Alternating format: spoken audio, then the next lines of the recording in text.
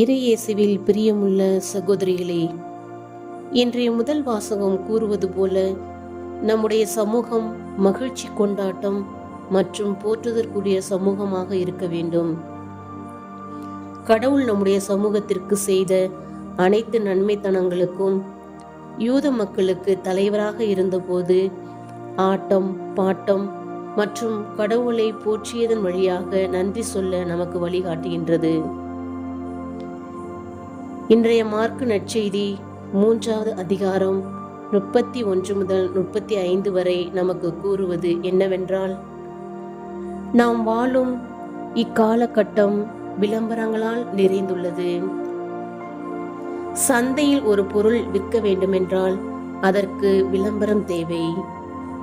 பொருளை விற்பதற்கு மட்டுமல்ல, ஒரு நிறுவனத்திற்கு ஆட்கள் சேர்ப்பதற்கும் கூட விளம்பரம் தேவைப்படுகிறது. என்று அதே போலதான் விளம்பரத்தை தான் ஆண்டவர் இயேசு கிறிஸ்து நற்செய்தியில் நமக்கு கொடுக்கிறார். அது என்ன விளம்பரம் என்றால், கடவுளுடைய அந்த விண்ணரசிலே, கடவுளுடைய திரு குடும்பத்திலே நாமும் கூட உறுப்பினர்களாய் சேரலாம் என்பதுதான். இன்றைய நற்செய்தியிலே ஆண்டவர் இயேசு கிறிஸ்து மக்கள் கூட்டத்திலே பேசிக் கொண்டிருக்கும் போது அவருடைய சீடர்கள் வந்து, உங்களுடைய குடும்பத்தில் இருந்து பார்க்க வந்திருக்கிறார்கள், உங்களுடைய தாயும் சகோதரரும் வந்திருக்கிறார்கள் என சொல்லுகிறார்கள்.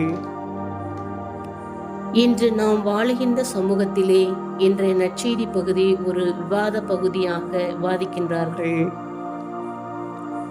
இயேசு யார் ஒருவர் கடவுளின் திருவுள்ளப்படி நடக்கிறார்களோ அவர்களே என் தாயும் சகோதரியும் சகோதரர்களும் ஆவார் என்கிறார். இதன் வழியாக நம்முடைய குடும்பத்திலே, நமது வாழ்க்கையிலே அப்பா அம்மாவை விட, உறவினர்களை விட, நண்பர்களை விட கடவுளுக்கு முக்கியத்துவம் கொடுக்க வேண்டும் என்பதை தான் இங்கு ஆண்டவர் வலியுறுத்துகிறார். இன்று நம்முடைய வாழ்க்கையிலே கடவுளுக்கு முதலிடம் கொடுக்க வேண்டும் என்பதுதான் இன்றைய நற்செய்தி வழியாக நமக்கு சுட்டிக்காட்டுகிறார். நாம் எல்லோரும் கடவுளுடைய குடும்பத்திலே உறுப்பினர்களாக முடியும்.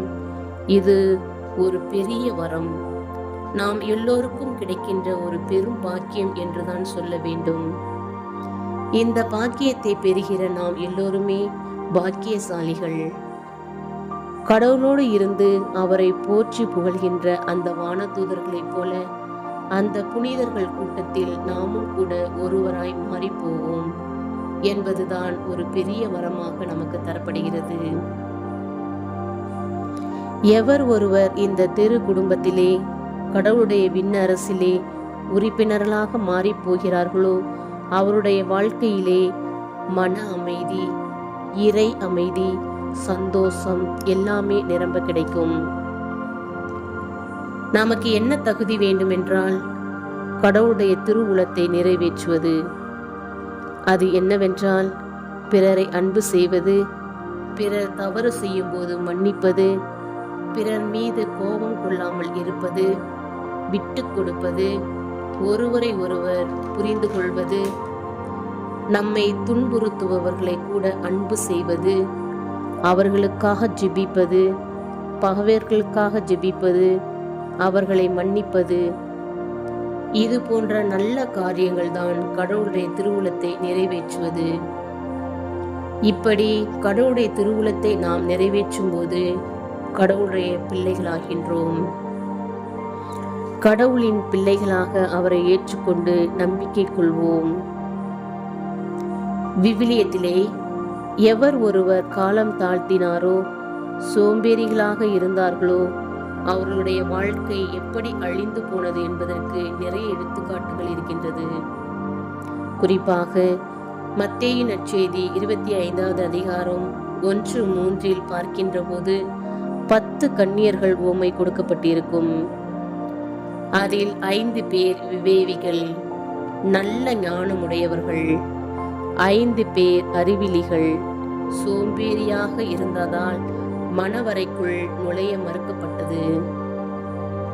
நாமும் இதுபோல் சோம்பேறிகளோடு வாழாமல் சோம்பலோடு வாழ்ந்தால் அந்த பலனை நாம் தான் அனுபவிக்க வேண்டும். கடவுள் நமக்காக கற்றுக் கொடுக்கிறார். நாம் அழிந்து போகக்கூடாது, மனம் மாறி அவரிடம் செல்ல வேண்டும். அவருடைய உடன் பிறந்தவர்களாக, சகோதர சகோதரிகளாக, அவருடைய பிள்ளைகளாக, மகனாக மகளாக மாற வேண்டும் என்று சொல்லி ஆசி வழங்குகிறார். நாமும் கடவுளை நோக்கி செல்வோம். அப்போது விண்ணரசு நமதாகிவிடும்.